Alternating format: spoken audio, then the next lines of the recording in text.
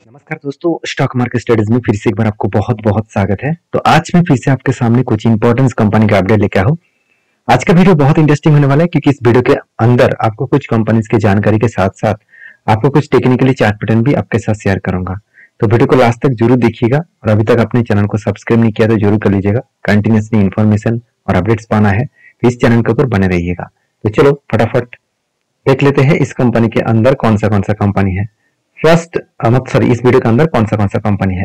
First जो company है उसका नाम है एसआरएफ। देखिए एसआरएफ इंडिया के सबसे पुराना केमिकल कंपनी है और सबसे पुराना के साथ साथ कंपनी एक हाई ग्रोथेबल कंपनी है।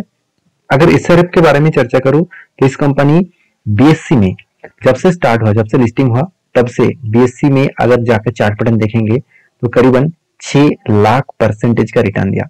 आप कहेंगे सर 6 लाख परसेंटेज, तो अगर कोई जब से मार्केट में लिस्टिंग हुआ तब अगर कोई 1000 रुपया निवेश करके रखे थे तो वो तो करोड़पति बन चुके हैं। हाँ, जरूर बन चुके हैं। और अब एनएससी में अगर किसी ने निवेश करके रखे थे और वो भी करीबन 1.5 लाख करोड़ बन चुके हैं, सॉरी 1.5 लाख परसेंटेज के आसपास यहाँ पर रिटर्न दे चुके हैं। तो इतना बड़ा रिटर्न कंपनी दिया है तो बहुत सारे लोगों का क्वेश्चन ये भी आते हैं कि सर क्या फिर से उस तरीके से मल्टीपल का रिटर्न मिल सकते हैं। देखिए तब कंपनी का मार्केट कैप बहुत छोटा था और तो तब कंपनी का प्राइस भी स्प्लिट एंड बोनस कंपनी का प्राइस रेंज भी बहुत छोटा था। उस टाइम से देखा जाए तो आज मार्केट कैप भी बढ़ चुके हैं। हाँ, हो सकता है, ऐसे नहीं कि होगा नहीं। कंपनी मान के चलिए यहाँ पे 1:10 का फेस वैल्यू का हिसाब से बोनस भी दिया, स्प्लिट भी दिया और मान के चलिए 1 के बदले 10 का स्प्लिट भी दिया। तो मतलब यहाँ पे पहले यहाँ पे जो प्राइस है वो कहाँ तक चला जाएगा, वो चला जाएगा एकदम मतलब छोटा सा एक प्राइस रेंज के 200 के आसपास देखने को मिलेगा। तो क्या 200 के आसपास देखने को मिलेगा, क्या फिर से वो मल्टीप्लायर बन सकते हैं? बिल्कुल नहीं, क्योंकि इसका मार्केट कैप को अभी से 10 टाइम्स होने के लिए कंपनी को 6 लाख अराउंड 7 लाख बनना पड़ेगा। 7 लाख का मार्केट कैप बनना पड़ेगा तभी इस तरीके से कुछ सिचुएशन दिखेगा। और कोई केमिकल्स कंपनी के लिए 7 लाख करोड़ बनना इतना आसान नहीं है, क्योंकि इस सेक्टर में पीडीलाइट नंबर 1 है। वो देखिए कितना मार्केट कैप बन चुके हैं, सिर्फ 1,23,000 करोड़ के आसपास। तो वो इतना बड़ा कंपनी होने के नाते भी और उसका मार्केट कैप अभी भी 1,23,000 करोड़ के आसपास है।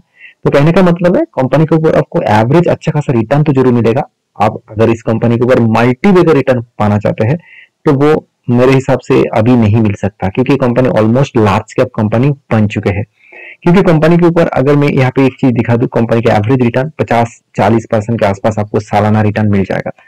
तो आप कंपनी के ऊपर चाहते हैं कि मुझे मल्टीबिगर रिटर्न, मुझे 10 टाइम 100 टाइम्स रिटर्न चाहिए, तो वो आपको कंपनी फिर से नहीं मतलब देने के लिए कंपनी के ऊपर बहुत ज्यादा मार्केट कैप को बढ़ाना पड़ेगा। 100 टाइम्स देने के लिए कंपनी को 10 गुना बढ़ना पड़ेगा। तो 10 गुना सोचिए 7 लाख करोड़ होना पड़ेगा। तो मेरे हिसाब से केमिकल इंडस्ट्रीज में इतना बड़ा होने का पोटेंशियल फ्यूचर में शायद आपको देखने को मिल सकता है। क्या होगा वो तो बाद में पता चलेगा।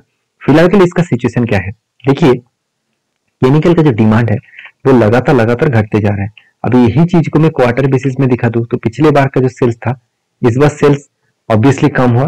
उस बेसिस में कंपनी के एक्सपेंस भी घटा और उस बेसिस में कंपनी का नेट प्रॉफिट 480 करोड़ से बढ़ के हो चुके 300 करोड़। जिसका मतलब नेट प्रॉफिट भी अलग लेवल में यहाँ पे इंक्रीज होता देखने को मिले। अभी सबसे इंपॉर्टेंट पॉइंट क्या है, एज ए इन्वेस्टर देखिए कंपनी के ऊपर इतना हलचल होने के बाद भी इन्वेस्टर इसके ऊपर निवेश नहीं करके रखा है। अगर यही चीज को मैं आपके साथ यहाँ पे डिस्कशन करूं, आप देखेंगे तो प्रोमोटर के पास और एफआईजीएस के पास होल्डिंग कितना है। देखिए प्रोमोटर के पास 50% होल्डिंग है और एफआईएस के पास कितना 19%, डीएस के पास कितना 14% और पब्लिक के पास कितना 15% के आसपास होल्डिंग है। तो सोचिए कंपनी के ऊपर जो होल्डिंग का पीरियड है वो हर किसी के पास होल्डिंग कंटिन्यू किया जा रहा है। कोई भी एक भी शेयर नहीं बेचा, की बेचेंगे इतना शानदार कंपनी के ऊपर। और मैं तो कहूंगा जितना इस शेयर के ऊपर करेक्शन हो उतना ही इस कंपनी के ऊपर माल उठाना चाहिए, क्योंकि इस कंपनी में दम है, पोटेंशियल है, सब कुछ है। और कंपनी एक रेंज के बेसिस में 1 बार 2 बार 3 4 5 6 बार रिटर्न दे चुके हैं और वो भी छोटे मोटे नहीं। ऑलमोस्ट देखा जाए तो डाउन साइड से टॉप लेवल तक देखूं तो ऑलमोस्ट यहाँ पे जो रिटर्न का परसेंटेज है वो 20% के आसपास है। तो फिर से यहाँ पे देखिए ये जो रेंज है इसी रेंज के अंदर बार बार वो रिटेस्ट कर रहे हैं। यहाँ पे भी रिटेस्टमेंट किया, ऊपर जाने की कोशिश किया, टारगेट के आसपास से बैक किया, क्योंकि यहाँ पे एक स्ट्रांगली रेजिस्टेंस कंपनी क्रिएट किया है। तो इसी स्ट्रांगली रेजिस्टेंस को फेस किया, नीचे फिर से ऊपर जाने की कोशिश कर रहा है। मुझे लगता है फिर से इस रेजिस्टेंस को वो फेस करके थोड़ा सा करेक्शन हो सकता है। अभी कब इसका टारगेट मिलेगा वो तो पता नहीं। एंटी लेवल जब यहाँ पे बना था तभी मैंने आपको वीडियो बनाकर शेयर किया था।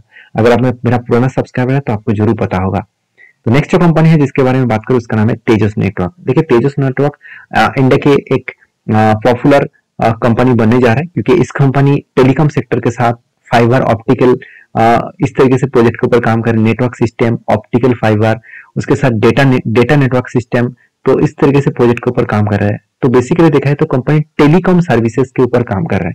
तो इसका टाटा ग्रुप की कंपनी है, एक बात को याद रखना पड़ेगा कि टाटा ग्रुप की कंपनी है, तो आज नहीं तो कल वो फिर से खुद को अलग लेवल में रिप्रेजेंट कर सकते हैं। हाँ, आप कह सकते हैं कि कंपनी आज लॉस मेकिंग कंपनी है। ऑब्वियसली लॉस मेकिंग कंपनी है, कंपनी ने प्रॉफिट तो दिखा ही नहीं, पहले प्रॉफिट हुआ करता था, आज कंटिन्यूअसली कोविड के बाद कंपनी लॉसेस ही करते जा रहे हैं।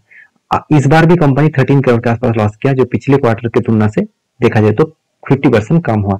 तो कहने का मतलब है कंपनी की जो प्रॉफिटेबिलिटी है वो तो ठीक ठाक ही देखने को मिला है। अभी सबसे जो इंपॉर्टेंट पॉइंट है वो है कंपनी का प्रॉफिट के साथ साथ कंपनी का ग्रोथ।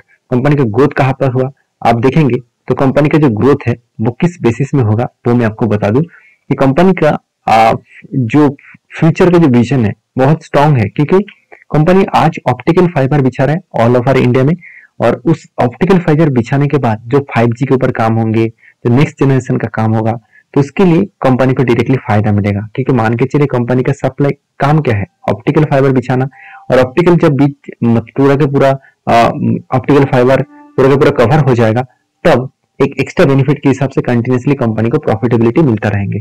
तो कंपनी में कोई सेल में गड़बड़ी नहीं है, सेल्स तो लगातार बढ़ते जा रहे हैं। पिछले सालों के सेल्स से इस बार भी सेल्स अच्छा खासा ग्रोथ हुआ, क्वार्टर बेसिस में भी कंपनी का सेल्स बढ़ा, एक्सपेंस कंपनी का थोड़ा सा ज्यादा हो गया, तो फिर भी माना जाते हैं तो कंपनी के एक्सपेंस उतना ज्यादा नहीं है, मगर कंपनी के जो आधा जो इनकम है वो कम हो चुके हैं, और कंपनी का टैक्सेशन भी पेमेंट करना पड़ा। सब कुछ पेमेंट करने के बाद कंपनी के हाथ में प्रॉफिट एंड लॉस नेगेटिव में आया। तो एज ए इन्वेस्टर, प्रोमोटर से लेकर एफएसडीएस पब्लिक, हर किसी के पास इन्वेस्टमेंट आपको देखने को मिल जाएगा।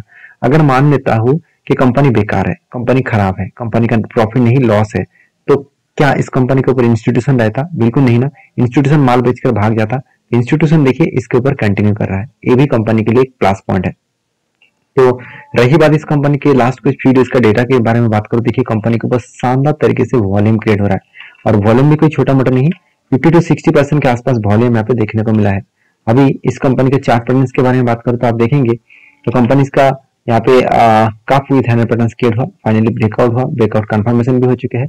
अभी इसी कंपनी के बारे में बात करें तो कंपनी डाउन साइड में आया, जहाँ पे एंटी बना था, क्योंकि देखिए मैं आपको बहुत बार बोल चुका हूँ जब कोई भी ब्रेकआउट कंफर्म करेगा तो उसका रेंज से टारगेट का रेंज यहाँ पे मेजर कर लेना। अगर ऑलमोस्ट 50% के आसपास यहाँ पे टारगेट के आसपास ही एंटी लेवल बना है तो एंटी मत लीजिए, वेट करिए, जब वो नीचे आएगा वही रेंज को टच करेगा, उसी के आसपास आएगा तो आप एंटी ले सकते हैं। और आपका टारगेट होना चाहिए जो इसका ऊपर साइड में टारगेट बन रहा है। अभी टारगेट किस तरीके से बना, जिसका कप का साइज है उसको मार्किंग कर लेना, इसको मार्किंग करने के बाद उसको ऊपर बैठा देना, वही इसका आपका टारगेट बनेगा। तो कहने का मतलब आप समझ चुके हैं, और बाकी आप समझदार है, समझदारी से काम लीजिएगा। नेक्स्ट जो कंपनी है जिसके बारे में बात करूं उसका नाम है ओलेक्ट्रा गिनटेक। देखिए ओलेक्ट्रा गिनटेक आप देखेंगे तो ये एक बसेस बनाने वाला कंपनी है, और मैं पिछले दिन में एक वीडियो भी आपको शेयर किया था अशोक लेलैंड के ऊपर, जो ईवीज बसेस बनाने वाला जो स्विच कंपनी है,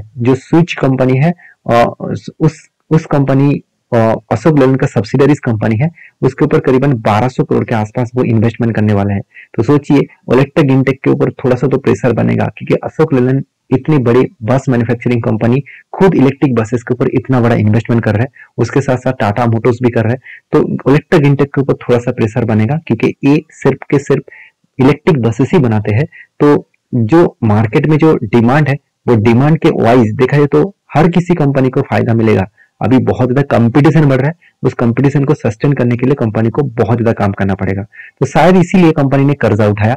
अगर मैं कंपनी का बैलेंस शीट के बारे में बात करूं तो जो कर्जा 39 करोड़ के आसपास हुआ करता था, इस बार बढ़ के हो चुके हैं 130 करोड़। तो इतना कंपनी का कर्जा बढ़ने के एक ही पीछे रीजन है, कंपनी के ऊपर अच्छा खासा प्रोजेक्ट जो मिला, कंपनी को 520 करोड़ के आसपास प्रोजेक्ट मिला। तो सोचिए इतना बड़ा प्रोजेक्ट जब मिला है कंपनी का, और हाथ में तो इतना पैसा नहीं है। हाथ में पैसा कितना है चलो मैं एक बार दिखा भी देता हूँ। हाथ में तो पैसा उल्टा नेगेटिव में है, मतलब पहले ही जितना पैसा था उस पैसे को री इन्वेस्ट कंपनी पहले से ही कर चुके हैं। और प्रॉफिट कितना है कंपनी का, नेट प्रॉफिट 60, चलो मान ही लेता हूँ 67 करोड़। तो 500 करोड़ का प्रोजेक्ट और 67 करोड़ का हाथ में प्रॉफिट, और रिजर्व देखा जाए तो कंपनी का रिजर्व भी 850 करोड़। तो पूरा का पूरा रिजर्व बेचकर तो वो काम नहीं करेंगे, तो फिक्स्ड एसेट को भी तो वो नहीं बेचेंगे, क्योंकि फिक्स्ड एसेट के अंदर क्या है देखेंगे तो ज्यादा से ज्यादा फिक्स्ड एसेट के ऊपर प्लांट एंड मशीनरी है। ऑब्वियसली इलेक्ट्रिक बसेस बनाना कंपनी है तो इसका तो प्लांट एंड मशीनरी ही ज्यादा पैसे, मतलब ज्यादा यहाँ पे एसेट देखने को मिलेगा। तो कहने का मतलब है कंपनी के ऊपर आपको इसीलिए ज्यादा से ज्यादा कर्जा देखने को मिला है, क्योंकि कंपनी जितने प्रोजेक्ट कंपनी को मिला 500 करोड़ के आसपास, उस प्रोजेक्ट को इनिशिएट करने के लिए इस तरीके से सिचुएशन देखने को मिला है। बाकी आप समझदार है, समझदारी से काम लीजिए, और इसी तरीके से कंपनीज के ऊपर आपको रिसर्च करके काम करना पड़ेगा। एज ए इन्वेस्टर, प्रोमोटर से लेकर एफएसडीएस पब्लिक में एफएस ने 3% होल्डिंग रखे थे, आज वो बढ़ा के कर चुके 8%, और पब्लिक के पास कितना 41% के आसपास, प्रोमोटर के पास कितना 50% के आसपास होल्डिंग देखने को मिला। तो कहने का मतलब है हम हर किसी इंस्टीट्यूशन ने होल्डिंग धीरे धीरे करके बढ़ा रहा है, तो कंपनी के ग्रोथ होने का चांसेस बहुत ज्यादा है, और कंपनी आपको अच्छा खासा रिटर्न धमाका दे चुके हैं पहले से ही। अराउंड 60% 10 साल में, 5 साल में 40%, 3 साल में 160%, 1 साल में 112%। तो अलग लेवल का प्रॉफिट यहाँ पे देखने को मिला। अभी कंपनी के ऊपर चार्ट पैटर्न के बारे में बात करूं तो इलेक्ट्रिक इंटेक जो चार्ट पैटर्न क्रिएट किया है, देखिए एक रेंज यहाँ पे क्रिएट किया, उसके बाद देखिए यहाँ पे ब्रेकआउट शानदार तरीके से हुआ, ऊपर थोड़ा सा जाने के बाद एक ही रेंज के ऊपर कंपनी फंस चुके हैं। अभी इसी रेंज के ऊपर कंपनी मुझे लगता है काम करेंगे, और जिस तरीके से वॉल्यूम वीक होता जा रहा है, मुझे लगता है वो अपर साइड में भी जा नहीं पा रहा है, नीचे भी नहीं आ पा रहा है, क्योंकि यहाँ पे बायर और सेलर एक लेवल में अटक चुके हैं। अभी सेलर बढ़ेंगे कि बायर बढ़ेंगे तो बहुत आपको बाद में पता चलेगा। तो फिलहाल के लिए मैं इस कंपनी के ऊपर कोई ट्रेड नहीं लूंगा, क्योंकि जब भी कोई लेवल ना बनता है तब तक मैं वेट करूंगा, क्योंकि लेवल बनना बहुत इंपॉर्टेंस है, आपको हमेशा इंतजार करना पड़ेगा जब तक ना लेवल बने। तो नेक्स्ट जो कंपनी है जिसके बारे में चर्चा करूं उसका नाम है कोचिन शिपयार्ड लिमिटेड, जिस कंपनी ने एक बहुत बड़ा अपडेट दिया कि कंपनी की जो फेस वैल्यू 10 रुपया है, इस 10 रुपये को वो स्प्लिट करने वाला है। स्प्लिट करके क्या करने वाला है, 10 रुपये के फेस वैल्यू को 5 करने वाला है। इसका मतलब एक के बदले आपको 2 शेयर स्प्लिट के हिसाब से मिलने वाला है। तो आई होप वीडियो में आपको बहुत सारी जानकारी मिला है। अगर जानकारी अच्छा मिले तो प्लीज लाइक करना, दोस्तों के साथ भी शेयर करना, चैनल को सब्सक्राइब भी करना। मिलते हैं नेक्स्ट वीडियो में, तब तक के लिए अच्छे से रहिए, अपने ख्याल रखिए, धन्यवाद।